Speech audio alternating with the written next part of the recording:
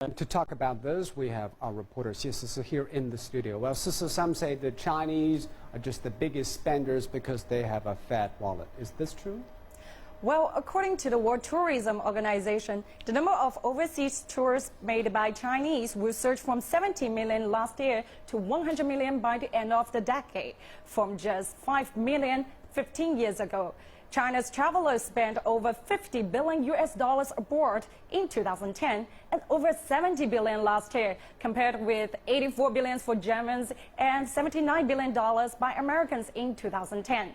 Officials said the first 5 months of this year saw a 20% increase in Chinese tourists leaving the country, so destinations are keen to woo Chinese travelers. Figures suggest that the average Chinese tourist spends more than $1,000 per visit. That's a lot. The Chinese tourism academic shows that some spend $16,000 on shopping alone. According to Global Blue, a shopping tourism company, 20% of all tax-free shopping is done by Chinese customers. So that explains why European countries are eager for Chinese tourists, especially at the time of the economic boom. Well, Sisi, as you said, the Chinese tourists are now being wooed all the way to Europe. So what are the European countries doing to allure them to their countries? Well, scenic spots where Chinese tourists love to go are basically connected to Chinese culture and history.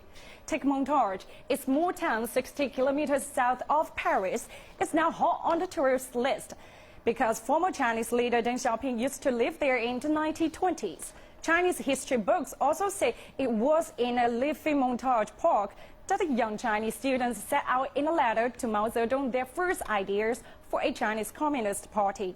Like the French have made it a must-see stop. To cater to Chinese tourist tastes, some French restaurants have created a special menu replacing red meat with duck because Chinese tourists were shuddered at the sight of the blood from rare cooking.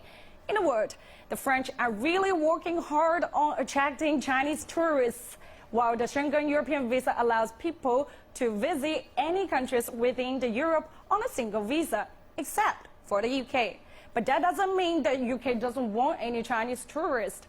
As an official from the British Chambers of Commerce said, China is a fast-growing trading partner for Britain, so we need to do our utmost to welcome both tourists and business visitors from the world's largest country. That's why the UK has then launched an argument about simplifying the costly visa regime that deters potential visitors.